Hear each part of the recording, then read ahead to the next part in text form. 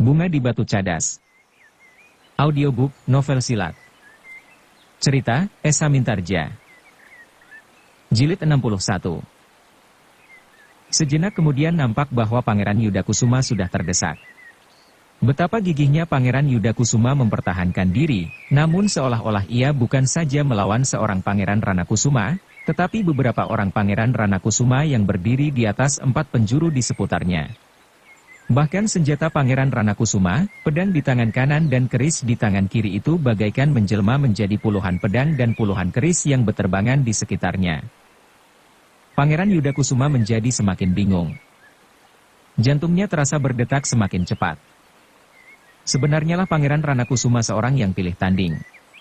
Seorang senapati yang barangkali dapat mengimbangi kemampuan Pangeran Mangkubumi, desis beberapa orang prajurit yang sempat melihat tandangnya. Tetapi kini Pangeran Ranakusuma tidak melawan Pangeran Mangkubumi, tetapi ia menghadapi Pangeran Yudakusuma. Tetapi Pangeran Yudakusuma pun seorang prajurit yang tanggon. Seorang prajurit yang menyadari tugas dan kewajibannya menurut keyakinannya. Karena itulah maka Pangeran Yudakusuma bertempur dengan gigihnya. Apapun yang dapat terjadi atasnya, namun ia sama sekali tidak berusaha untuk melarikan diri dari medan. Ia masih mempunyai kepercayaan pada diri sendiri, bahwa ia akan mampu bertahan sampai prajurit-prajuritnya berhasil mengusir atau bahkan membinasakan sama sekali prajurit-prajurit yang berpihak kepada Pangeran Ranakusuma. Jika demikian, maka Pangeran Ranakusuma akan bertempur seorang diri, sehingga betapapun ia memiliki kemampuan dan ilmu yang tinggi, namun ia tidak akan berhasil mempertahankan dirinya menghadapi sekelompok senapati pilihan yang akan bertempur bersamanya. Tetapi ternyata bahwa kemajuan prajurit dari pasukan induk itu terlampau lama. Pasukan di sapit kiri bertempur tanpa pertimbangan keselamatan diri. Karena itulah maka kekuatan mereka bagaikan menjadi berlipat ganda. Kenyataan itu tidak dapat diingkar oleh Pangeran Yudakusuma. Ia sudah terdesak terus sehingga keadaannya menjadi semakin berbahaya. Bahkan kadang-kadang ujung pedang Pangeran Ranakusuma rasa-rasanya sudah mulai menyentuh pakaiannya. Usaha pengawal-pengawalnya untuk membantunya agaknya dapat dibendung oleh pengawal-pengawal Pangeran Ranakusuma. Seolah-olah mereka dengan sengaja ingin melihat perang tanding yang dahsyat itu. Perang tanding antara dua orang senapati dari Surakarta sendiri. Dalam kesulitan yang hampir tidak teratasi, tiba-tiba arena pertempuran itu telah bergeser. Seakan-akan terjadi desakan oleh sekelompok prajurit yang datang kemudian, langsung masuk ke gelanggang pertempuran yang seru itu. Ternyata yang datang adalah Tumenggung Sindura dengan pengawalnya. Tidak seorang pun yang dapat menahan Tumenggung Sindura yang marah. Pengawal-pengawal Pangeran Ranakusuma pun bagaikan menyibak meskipun mereka sudah pasrah diri dalam sentuhan maut. Sejenak Pangeran Ranakusuma memandang orang yang baru datang itu. Ia melihat Tumenggung Sindura memasuki arena. Dada Pangeran Ranakusuma berdesir ketika ia melihat Tumenggung Sindura justru menyarungkan pedangnya. Dengan wajah yang tegang, Tumenggung Sindura itu pun kemudian menarik keris pusakanya yang jarang sekali dipergunakannya apabila ia tidak merasa menghadapi kesulitan di peperangan. Pangeran Ranakusuma, berkata Tumenggung Sindura, aku menghormati Pangeran Ranakusuma sebagai senapati yang tidak ada duanya. Tetapi aku kecewa melihat sikap Pangeran, justru pada keadaan yang gawat ini. Aku hanya menuntut agar kumpeni yang ada di pasukan ini diserahkan kepadaku. Bukankah hal itu tidak mungkin? Kenapa? Kita bersama-sama menghadapi pasukan Pangeran Mangkubumi. Bagiku, kumpeni adalah musuh yang jauh lebih jahat dari Pangeran Mangkubumi. Tetapi bukankah kita sudah menyusun rencana yang bersama-sama kita setujui? Apakah arti tindakan Pangeran Ranakusuma di medan seperti ini? Sebuah ledakan hati yang tidak tertahankan lagi. Pangeran Yudakusuma yang berwajah kemerah-merahan bukan saja oleh kemarahan, tetapi juga oleh cahaya matahari yang mulai mereka berteriak, kita hancurkan pasukannya. Tumenggung Sindura mengangguk-angguk. Kemudian ia pun mempersiapkan diri menghadapi segala kemungkinan. Katanya, aku akan melawannya Pangeran.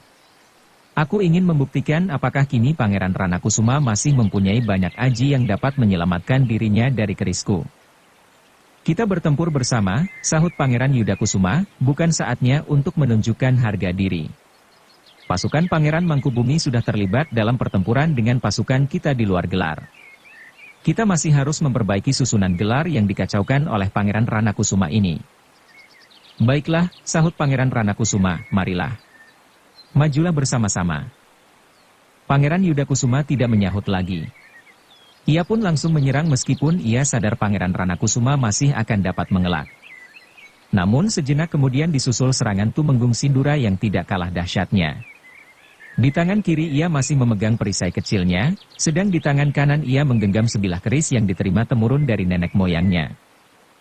Tetapi lawannya adalah Pangeran Ranakusuma. Seorang pangeran yang disegani. Bahkan beberapa orang terkemuka di Surakarta menganggap bahwa Pangeran Ranakusuma memiliki kemampuan setingkat dengan Pangeran Mangkubumi.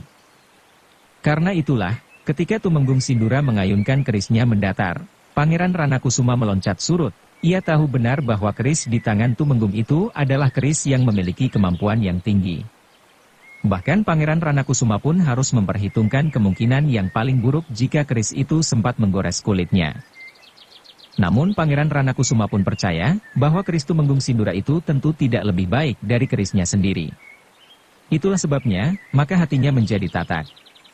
Dengan keris di tangan kiri dan pedang di tangan kanan, Pangeran Ranakusuma melawan dua orang senapati Surakarta lainnya, yang memiliki nama yang menggetarkan pula. Dalam pada itu, Pangeran Yudakusuma pun telah menyesuaikan diri. Pangeran itu mengakui bahwa Tumenggung Sindura memiliki pengalaman yang lebih banyak dari dirinya sendiri. Karena itu untuk menghadapi Pangeran Ranakusuma, Pangeran Yudakusuma lebih banyak mengikuti dan mengisi setiap kesempatan di antara serangan-serangan yang dilancarkan oleh Tumenggung Sindura. Betapapun tinggi ilmu yang dimiliki oleh Pangeran Ranakusuma. Namun melawan dua orang senapati besar sekaligus ternyata ia harus memeras tenaga dan kemampuannya. Tumenggung Sindura dengan keris dan perisainya bergerak dengan cepat mengitarinya. Namun setiap saat, senjata Pangeran Yudakusuma mematuknya dengan cepat dari arah samping. Dalam keadaan yang demikian, Pangeran Ranakusuma hanya dapat meloncat menghindar. Namun dengan tiba-tiba saja ia telah meloncat kembali sambil mengayunkan pedangnya. Tetapi setiap kali, kedua lawannya bagaikan berpencar. Mereka mengambil arah yang berbeda. Dengan demikian, maka Pangeran Ranakusuma harus bersikap sangat berhati-hati. Sementara pertempuran di sekitar perang senapati itu pun masih berlangsung dengan sengitnya. Setiap kali terdengar sorak yang bagaikan meledak. Namun kemudian yang terdengar adalah jerit kesakitan dan desah yang tertahan di sela-sela dentang senjata yang sedang beradu. Dalam keadaan yang seolah-olah saling berbaur itu, terasa betapa beratnya bagi Pangeran Ranakusuma yang harus bertempur melawan dua orang senapati. Ketika ia berusaha menyerang Pangeran Yudakusuma dengan ujung pedangnya, maka Tumenggung Sindura dengan sigapnya telah meloncat sambil menjulurkan kerisnya. Namun Pangeran Ranakusuma yang memiliki kemampuan yang dikagumi oleh setiap senapati itu, seolah-olah dapat bergeser dari tempatnya tanpa menggerakkan kakinya. Karena itulah, setiap kali ayunan pusaka Tumenggung Sindura bagaikan sekedar menyentuh angin. Tetapi Tumenggung Sindura adalah senapati yang pilihan pula. Ia sadar sepenuhnya dengan siapa ia berhadapan. Dan ia pun sadar sepenuhnya bahwa pertempuran itu akan menentukan sampai batas akhir. Karena itulah, maka Tumenggung Sindura berusaha untuk mengendalikan diri. Ia tidak boleh tergesa-gesa mengambil sikap menghadapi Pangeran Ranakusuma. Tetapi ia didampingi oleh senapati pilihan pula. Pangeran Yudakusuma. Meskipun pangeran ini masih lebih muda dalam usia dan pengalaman, namun pangeran ini pun memiliki kelebihan-kelebihan tersendiri. Sebenarnya lah bahwa Pangeran Ranakusuma merasa akan sangat berat menghadapi kedua senapati besar dari Surakarta ini. Namun ia sudah menjatuhkan tekad bahwa ia akan melawan pasukan Surakarta yang seolah-olah telah dibius oleh kekuasaan kumpeni itu. Dalam pada itu, ketika terjadi goncangan-goncangan di medan, Tumenggung Sindura yang merasa gelisah oleh keadaan medan seluruhnya itu pun sempat memberi peringatan kepada Pangeran Ranakusuma setelah keringatnya membasahi jari-jarinya.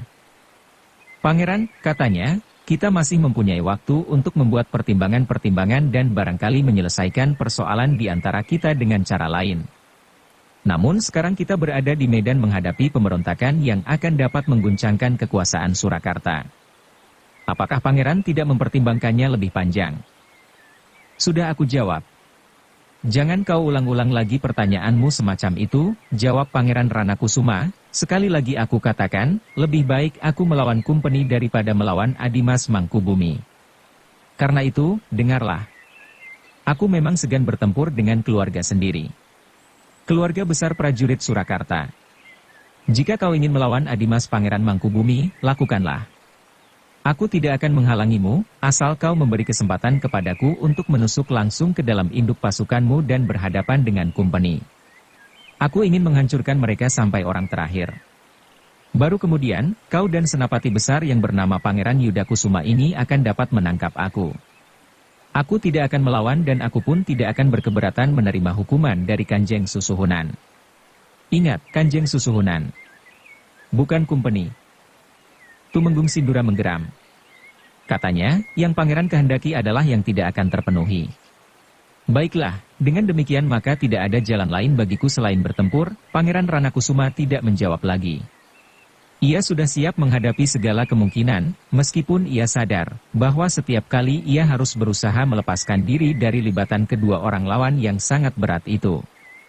Namun beberapa orang senapati pembantunya tidak melepaskannya pula. Meskipun kemampuan mereka sangat terbatas, namun dalam keadaan tertentu, mereka pun berusaha mengganggu Tumenggung Sindura dan Pangeran Yudakusuma. Dalam pada itu, pasukan Pangeran Mangkubumi telah menghantam pasukan Surakarta yang menebar menghalanginya. Tetapi ternyata pasukan Surakarta itu terkejut bukan buatan. Dalam keremangan fajar yang mulai menyingsing, ketika pasukan itu sudah mendekat, senapati yang memimpin prajurit-prajurit Surakarta itu baru menyadari bahwa ia telah melakukan kesalahan. Ternyata pasukan Pangeran Mangkubumi tidak mempergunakan gelar gelatik neba. Meskipun obor yang menyala nampak berserakan, tetapi sebenarnya lah pasukan Mangkubumi berada dalam gelar cakra biuha. Gelar yang bulat padat dan bergerigi bergulung-gulung bagaikan alun yang datang melanda pantai dengan dahsyatnya. Gila. Kita rubah gelar kita, teriak senapati yang kemudian melihat kedatangan gelar lawan. Tetapi kesempatan mereka hanya sedikit sekali. Pasukan yang menebar itu dengan tergesa-tergesa ditarik untuk menghadapi lawan dalam gelar yang dahsyat itu. Pada benturan yang pertama telah terasa, betapa beratnya menghadapi pasukan Pangeran Mangkubumi itu. Beberapa langkah pasukan Surakarta harus mundur sambil mengatur diri. Baru kemudian mereka berhasil menyusun pasukannya untuk melawan cakra biuha yang sempurna dari pasukan Pangeran Mangkubumi. Namun ternyata bahwa prajurit Surakarta itu tidak mempunyai kekuatan yang memadai. Mereka dipersiapkan sekedar untuk menahan usaha melarikan diri dari pasukan Pangeran Mangkubumi itu. Namun kini mereka bukannya menahan sebuah pasukan yang pecah tercerai-berai mencari selamat, tetapi kini mereka harus menghadapi pasukan yang utuh dalam gelar cakra biuha. Karena itu, maka mereka pun segera terdesak mundur. Meskipun prajurit-prajurit Surakarta itu berhasil menyusun diri, tetapi seluruh pasukannya tidak dapat bertahan pada garis benturan antara prajurit-prajurit itu dengan pasukan Pangeran Mangkubumi. Sementara itu, Pangeran Mangkubumi telah memerintahkan Ki Wandawa untuk mendapat keterangan dari pertempuran yang telah terjadi di dalam pasukan Surakarta itu sendiri, agar Pangeran Mangkubumi dapat mengambil sikap dalam keadaan yang harus diatasi dengan cepat. Apakah mereka akan bertempur terus, atau seperti yang telah direncanakan? Sekedar menunjukkan diri bahwa pasukan itu memang ada dan kemudian menghilang menyusuri jalan yang sudah ditentukan, karena pasukan yang berada di Sukawati sudah siap menyergap prajurit-prajurit Surakarta dan Kumpeni bila mereka mengejar terus. Ki Wandawa yang ada di dalam lingkaran gelar cakra biuha itu pun kemudian memerintahkan beberapa orang petugas sandi untuk melihat keadaan di seluruh medan. Mereka sejauh mungkin dapat melihat apa yang sebenarnya sudah terjadi. Ki Wandawa, apakah aku dapat ikut bersama mereka? Bertanya Buntal. Ki Wandawa menggelengkan kepalanya, kau tetap berada di sini. Mereka yang bertugas di dalam perang yang belum kita ketahui keadaannya ini akan mengenakan pakaian keprajuritan Surakarta. Hanya mereka membawa ciri khusus yang dapat mudah dikenal, dan kata-kata sandi yang sudah kita sepakati bersama. Buntal mengerutkan keningnya. Sebenarnya ia kecewa bahwa ia harus berada di dekat Ki Wandawa. Bahkan sekali-sekali terdengar ia berdesah. Kakang, bertanya Arum sambil berbisik, apakah yang sebenarnya terjadi atas kita berdua? Apa maksudmu? Apakah sebenarnya kita ini dicurigai dan tidak boleh lepas dari pengawasan Ki Wandawa? Ah, aku tidak berpikir demikian. Tetapi sebenarnya aku juga kecewa bahwa aku tidak berada di gerigi gelar ini. Arum tidak menyahut. Dengan wajah yang tegang ia memperhatikan pertempuran yang terjadi di sekitarnya. Apalagi ketika cahaya pagi menjadi semakin terang. Maka ia pun segera melihat betapa dahsyatnya pertempuran yang telah berlangsung. Dalam pada itu, beberapa orang pasukan Sandi telah memencar untuk mendapatkan gambaran dari seluruh pertempuran yang telah berlangsung itu. Di ekor pasukan Surakarta, perlahan-lahan Senapati yang memimpin pasukan berkuda dapat menguasai keadaan. Kekuatan Raden Juwiring yang tidak begitu besar, segera dapat dibatasi. Betapapun dahsyatnya kemampuan Senapati muda itu, namun ia tidak dapat melampaui batas kemampuan diri sendiri. Karena itulah, maka pasukan berkuda yang lain dan sebagian dari kumpeni berhasil mengepung mereka dan membatasi pertempuran. Tetapi Raden Juwiring sama sekali tidak gentar. Yang justru menjadi sasaran utamanya adalah kumpeni. Itulah sebabnya, maka serangannya bagaikan berpusat pada dinding kepungan yang dilakukan oleh kumpeni saja. Gerakan itu memang sangat menarik perhatian. Beberapa orang prajurit berkuda yang mengepung Raden Juwiring itu semakin lama semakin menyadari sikapnya yang semula agak terasa aneh. Seolah-olah Raden Juwiring salah hitung dan mencoba menembus kepungan pada dinding yang terdiri dari kumpeni itu. Tetapi lambat laun, prajurit-prajurit Surakarta mengerti bahwa serangan Raden Juwiring memang sebagian besar ditujukan kepada kumpeni. Dengan demikian maka korban yang paling banyak jatuh adalah justru kumpeni. Prajurit Surakarta mencoba melindungi mereka sejauh mungkin dengan jumlah yang cukup banyak. Tetapi ternyata di ekor gelar supit urang itu, prajurit-prajurit berkuda yang masih muda mempunyai sikap dan pertimbangan tersendiri. Tidak ada yang memerintah mereka untuk melakukannya. Tetapi hampir bersamaan tumbuh di dalam hati prajurit-prajurit muda itu. Mereka pun kemudian menjadi segan bertempur melawan prajurit-prajurit berkuda dari kelompok Raden Juwiring yang dianggap memberontak bersama dengan ayahandanya di Sapit Kiri. Untuk menghapus jejak dari sikap mereka, maka prajurit-prajurit muda itu pun berpura-pura bertempur juga. Tetapi mereka hanya memacu kudanya berlari-larian melingkar-lingkar dan membiarkan kumpeni-kumpeni itu menemui kesulitan melawan pasukan berkuda di bawah pimpinan Raden Juwiring. Demikian pula di Sapit Kiri. Sasaran utama dari pasukan Pangeran Ranakusuma adalah kumpeni. Tetapi agaknya sikap Pangeran Yudakusuma dan Tumenggung Sindura telah membuat prajurit-prajurit mereka bertempur bersungguh-sungguh sehingga perlahan tetapi pasti pasukan Pangeran Ranakusuma terdesak. Sedangkan Pangeran Ranakusuma sendiri yang harus bertempur melawan Pangeran Yudakusuma dan Tumenggung Sindura harus memeras segenap kemampuannya untuk tetap dapat bertahan. Semua yang terjadi itu berhasil diamati oleh petugas-petugas sandi dari pasukan Pangeran Mangkubumi. Meskipun tidak tepat sampai bagian yang sekecil-kecilnya, tetapi demikianlah keadaan pada umumnya dapat dilaporkannya kepada Ki Wandawa. Untuk beberapa saat Ki Wandawa sempat berbincang dengan Pangeran Mangkubumi. Sementara pasukannya berhasil mendesak maju prajurit-prajurit Surakarta yang kurang kuat. Bagaimana dengan Juwiring? Bertanya Pangeran Mangkubumi, Raden Juwiring mengalami kesulitan Pangeran. Pasukannya yang jumlahnya tidak begitu banyak telah terkepung. Pangeran Mangkubumi termenung sejenak. Seolah-olah ia sedang membuat penilaian atas peristiwa yang terjadi tanpa dilihatnya. Namun ternyata ketajaman perasaan Pangeran Mangkubumi selalu menghasilkan uraian yang hampir tepat atas keterangan yang hanya sekedarnya. Sejenak kemudian ternyata Pangeran Mangkubumi telah menjatuhkan perintah bagi seluruh pasukannya, perintahkan sekelompok pasukan untuk membantu Juwiring. Kemudian perintahkan kepada setiap pimpinan yang ada di dalam gelar Cakra Biuha ini. Gelar ini tidak akan ditarik dan mundur untuk seterusnya menghilang seperti rencana semula. Kita akan bertempur terus.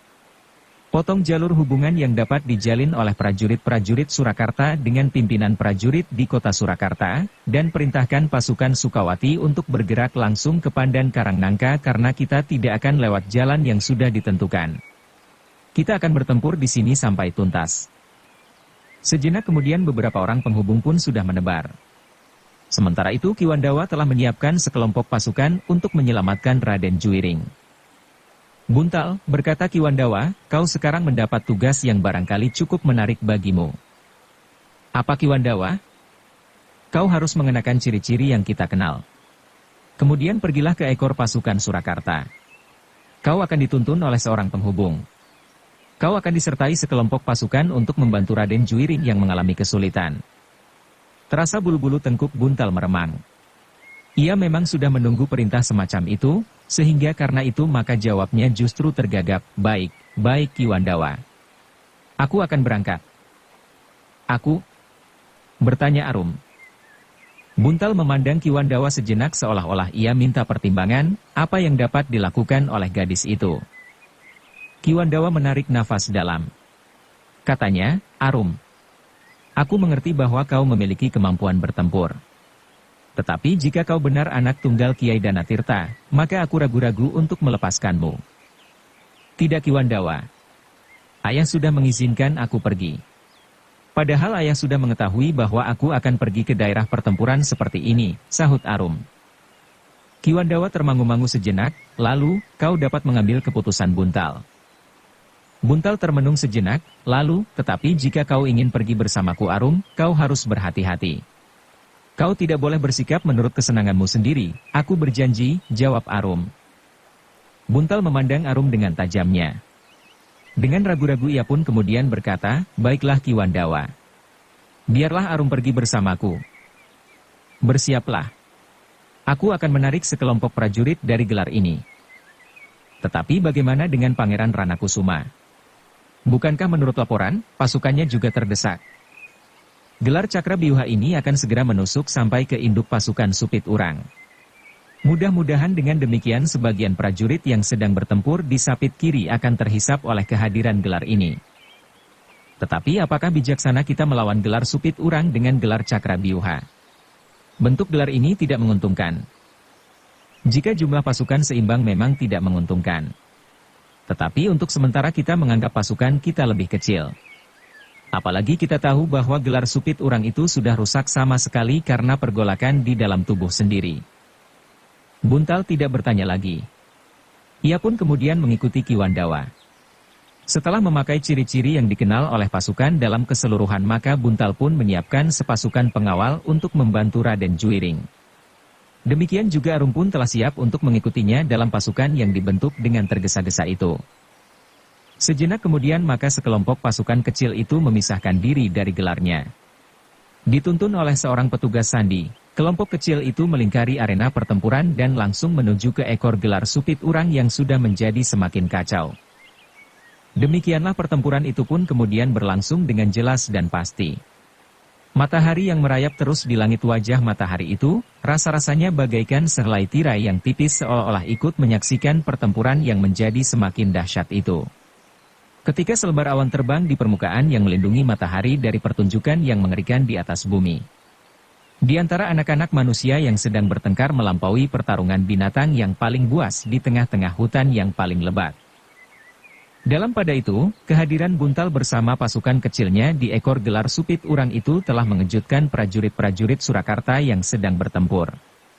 Juiring pun terkejut pula karenanya, ketika tiba-tiba saja pasukan itu langsung menyerang prajurit-prajurit berkuda yang mengepungnya.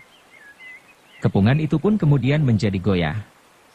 Beberapa bagian dari dinding kepungan itu terpaksa melayani serangan sekelompok pasukan yang datang dan langsung menyerang mereka.